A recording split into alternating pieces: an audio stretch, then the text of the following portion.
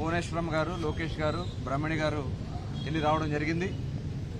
వాళ్ళు వచ్చినటువంటి సందర్భంలో హెల్త్లో కొద్దిగా ఆందోళనగా ఉందని చెప్పి వాళ్ళు చెప్తా ఉంటే చాలా బాధ కలుగుతా ఉంది. ఈ రాష్ట్రానికి దాదాపు 14 సంవత్సరాలు ముఖ్యమంత్రిగా సేవ చేసినటువంటి వ్యక్తికి ఇవాళ ఈ రాష్ట్రం మనం గౌరవిస్తున్న విధానాన్ని ఒకసారి మనం అందరూ కూడా ఆలోచించుకోవాలి.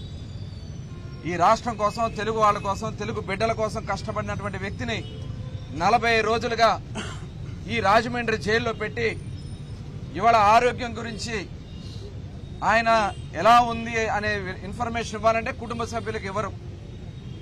అంటే ఆరోగ్యం గురించి చెప్పడానికి కూడా ఈ ముఖ్యమంత్రి ఎందుకు భయపడతా ఉన్నాడో చెప్పాలని చెప్పి నేను అడుగుతా ఉన్నాం.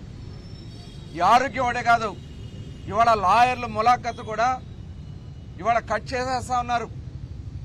ఇవాళ దళిత డ్రైవర్ని హత్య చేసి ఇదే జైల్లో ఉన్నటువంటి వ్యక్తులకి 100 మందికి ములాఖతులు ఇస్తారు ప్రతిరోజు.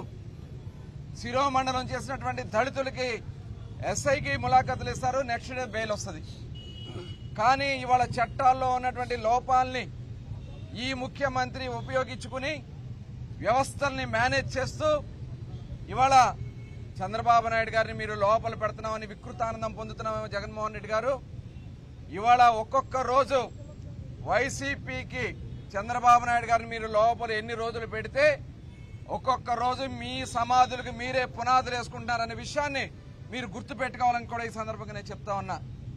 నిన్న మా నాయకుడు, మా అధినాయకుడు జైల్లో ఉన్నప్పుడు మా అమ్మ భువనేశ్వర్ గారిని సంఘీభావం తెలియజేయడానికి బీసీ సోదరులు వస్తా ఉంటే అడుగడుగున అరెస్టులు చేశారు, హౌస్ అరెస్టులు చేశారు.